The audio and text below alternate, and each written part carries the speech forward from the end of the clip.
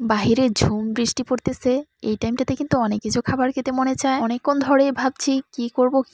পরিবারের এক একজন এক এক ধরনের বায়না ধরছে, তবে আমি ভাবলাম যে না, আজকে নিজের পছন্দ মতোই কিছু একটা বানিয়ে নিই। আর এখন যেহেতু কাঁঠালের সিজন, অ্যাভেলেবেল কাঁঠাল পাওয়াই যায়, তো ভাবলাম যে কাঁঠালের গুলগুলি বানিয়ে নিই। বানাতেও অনেক সহজ হবে আর খেতেও কিন্তু অনেক ভালো লাগবে। প্রথমে আমি কাঁঠালের রসগুলো বের করে নিয়েছি। আর অবশ্যই চেষ্টা করবেন কাঁঠালগুলো যেন একটু নরম টাইপের হয়, এতে করে কাঁঠালের রসটা চিপতে কিন্তু অনেক সহজ হয়। আমি কিন্তু খুব বেশি পিঠা বানাতে জানি না, তবে এই পিঠাটা আমার অনেক সহজ লাগে, একদম চোখ বন্ধ করে বানিয়ে নিতে পারি। কাঁঠাল কিংবা তালের সিজন থাকলেই কিন্তু আমি এই পিঠাটা বানাই। আচ্ছা যাই হোক, এখানে আমি চালের গুঁড়ো নিয়ে নিচ্ছি পরিমাণ মতো। আমি কিন্তু মেপে দিচ্ছি না, মানে এই রসটুকুর মধ্যে যতটুকু পরিমাণ গুলা লাগবে সেই পরিমাণ অনুযায়ী আমি চালের গুঁড়োটা দিচ্ছি, যতক্ষণ পর্যন্ত না পারফেক্ট একটা ব্যাটার তৈরি হয়। আর এই পিঠাটা বানাতে তেমন বেশি কিছু সরঞ্জাম লাগে না। এই তো চালের গুঁড়ো দেওয়া হয়ে গেলে এখানে আমি পরিমাণ মতো চিনি দিয়ে দিচ্ছি। চিনির কালার দেখে আবার অনেকে ভাববেন যে চিনির আবার এই কালার কেন, আসলে এটাই হচ্ছে একদম ফ্রেশ চিনি যেটাকে বলে। কাঁঠালটা যেহেতু মিষ্টি ছিল, তাই আমি এখানে কাঁঠালের অনুযায়ী কিন্তু চিনিটা ব্যবহার করছি।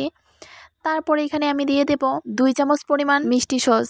এটাকে অনেক এলাকার মধ্যে মিষ্টি সস কিংবা মিষ্টি জিরা কিংবা মৌরি এই টাইপের নামেই বলে থাকে। এটা মিষ্টি জাতীয় যে কোনো পিঠার মধ্যে আপনি দিলে খেতে কিন্তু অনেক ভালো লাগবে। তারপর দিয়ে দিচ্ছি 1 চা চামচ পরিমাণ কর্নফ্লাওয়ার, আর সবশেষে দিয়ে দিচ্ছি স্বাদ মতো লবণ। বেশ এই কয়েকটি জিনিস হয়ে গেলেই কিন্তু হয়। আর কারো হাতের কাছে যদি মৌরি না থাকে, তাহলে কিন্তু এখানে আপনারা কালো জিরাটাও ব্যবহার করতে পারেন। তবে আমার কাছে কালো জিরা থেকে কিন্তু এই মৌরিটা খেতে অনেক ভালো লাগে, তাই আমি এটাই দেওয়ার চেষ্টা করি। এবার সমস্ত মিশ্রণটা একসাথে মেখে নেওয়ার পর একটা সুন্দর ডো তৈরি হয়েছে। আর গোলাটা কিন্তু খুব বেশি পাতলাও করা যাবে না, আবার ঘনও করা যাবে না, মাঝারি টাইপের একটা গোলা তৈরি করে নিয়েছি। এবার কড়াইতে বেশ খানিকটা তেল দিয়ে দিব। আর এই পিঠাটা কিন্তু অনেক ডুবো তেলেই ভাজতে হয়। তেলটা যখন খুব ভালো করে গরম হয়ে যাবে, তখন কিন্তু এটার গোলাটা দিতে হবে। তো এবার আমি ছোট ছোট শেপ করে এটার গোলাগুলো দিয়ে দিচ্ছি। এই গোলাটা দেওয়ার কিন্তু কোনো পরিমাণ নেই, কড়াইতে যে পরিমাণ আপনার মনে হবে গোলাটা দেওয়া যাবে সেই পরিমাণ অনুযায়ী দিবেন। দেখে অবশ্যই দেখে মনে হতে পারে যে গোলাগুলো এলোমেলো হচ্ছে, তো তেলে দেওয়ার বেশ খানিকক্ষণ পরেই কিন্তু দেখবেন সুন্দর করে গোল গোল শেপ করে